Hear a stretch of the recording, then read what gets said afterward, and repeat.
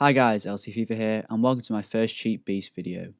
I did mention I was making this video previously, and it couldn't have come at a better time given EA releasing information on the community team of the season, which will be released later this coming week. Obviously around this sort of time, people begin to sell off their players in their clubs, as there is usually a market crash a couple of days before the team of season is released. However, FUT Champs is still running, and for those of you like myself who don't have millions of coins to spend on players, having a competitive team whilst trying to free up as many coins as possible can be difficult. So hopefully this Cheat Beast video can help some people out. Now for some of you that have seen my previous videos, you'll have seen this player feature in my team before, and he's someone I've used pretty much since the beginning of FIFA 18. And this player is Idrissa Gueye. I'd guess that the majority of FIFA players run either Premier League teams or some variation that includes the Premier League.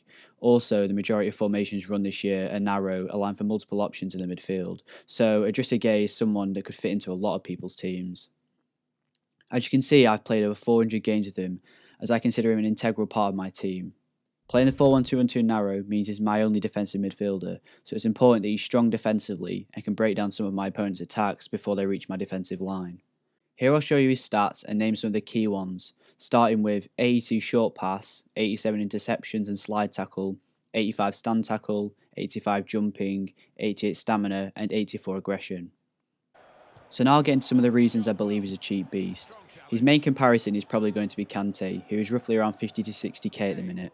With Gueye only costing around 3k, the two share very similar stats across all areas, making it hard to justify the 50k upgrade for anyone on a budget or saving money for team of the season.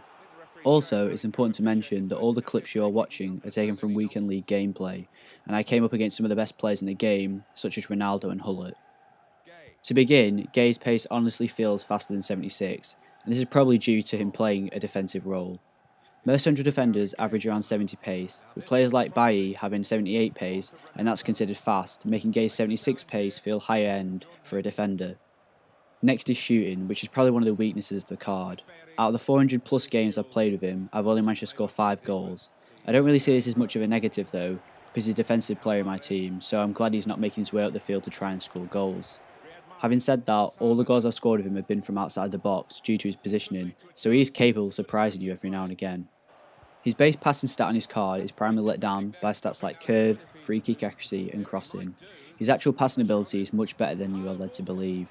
I'm not really that pressed to send many long through balls, as usually he's a player who picks up the ball and starts the attack. However, his long passing wasn't really an issue for me, and his short passing is great even when he isn't facing the player you want to pass it to. His dribbling also felt great, and I don't really have any reason to justify why it did. All of his stats in this area are pretty average, balancing around the high 70s. Maybe it has something to do with his height, with him being 5'9", but it felt like he was in the mid 80s, the way he keeps the ball quite close to his feet. Whilst we're on height, some of you might be worried about him being on the smaller side, especially when he's occasionally called upon for both goal kicks, and it seemed to put him on the front post for a lot of corners, which can sometimes be an issue, as everyone aims for the front post this year. But it wasn't much of an issue for me personally, as I feel his 85 jumping helps counter his height issue, so all in all he's acceptable in the air. Defending is an area in which he excels in my team, and it's the reason why he's featured in my team for most of this FIFA.